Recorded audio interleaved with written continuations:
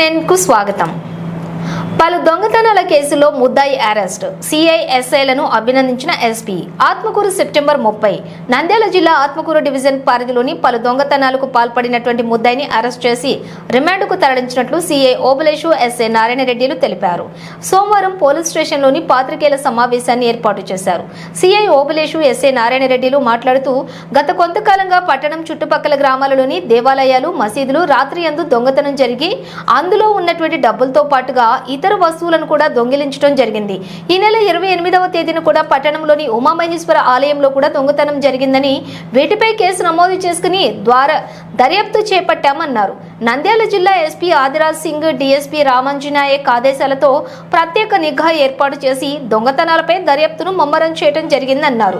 దర్యాప్తులో భాగంగా రాబడిన సమాచారం మేరకు ఆత్మకూరు పట్టణంలోని గరీబ్ నగర్ కు చెందినటువంటి షేక్ మహబూబ్ బాషాను అదుపులోకి తీసుకుని విచారించామన్నారు.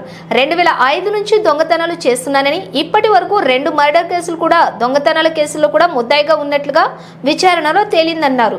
పట్టణంలోని కొత్త బస్టాండ్లోని ఉమామహేశ్వర ఆలయం, పాత బస్టాండ్లోని శివాలయం, వెంకటాపురం గ్రామంలోని మల్లేశ్వర స్వామి ఆలయం, పాములపాడు మండలం ఇస్కాల గ్రామంలోని జుమ్మా మసీద్, కొత్తపల్లి మండలం దుద్యాల గ్రామంలో మసీదులోని దొంగతనానికి పాల్పడింది తానేనని ఒప్పుకోవటం జరిగిందన్నారు. ముద్దాయి నుంచి 24,000 నగదు, గ్యాస్ సిలిండర్, 2 తులాల వెండి నగ పడగలను స్వాధీనం చేసుకుని, నాగ పడగలను కూడా 2 స్వాధీనం చేసుకుని రిమాండ్కు తరలించడం జరిగిందని అన్నారు.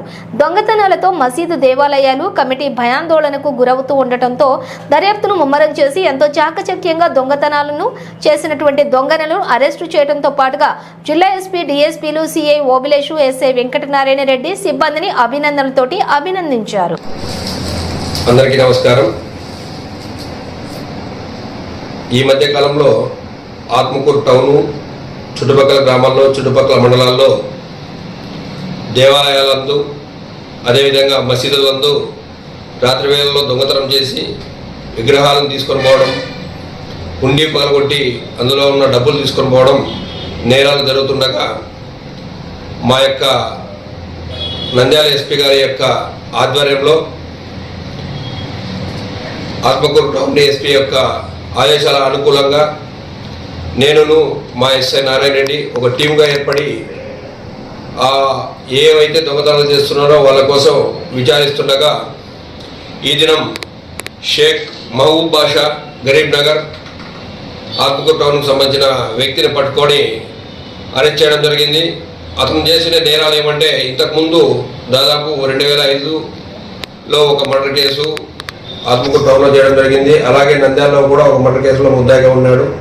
అలాగే తర్వాత అక్కడి నుంచి ఒంగోలుకి వెళ్ళి ఒంగోలులో నివాసం ఏర్పరచుకొని అక్కడ కూడా ఒక 2 కేసుల్లో దొంగతనాలు చేయడం జరిగింది.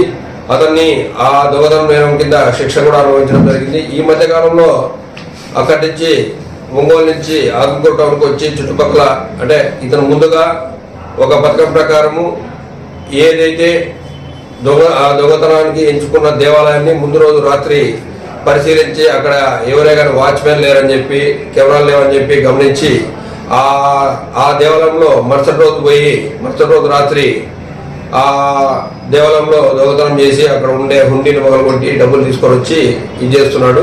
వచ్చిన డబ్బుతో జల్సాలకు అలవాటు పడి ఖర్చు చేయడం జరిగింది.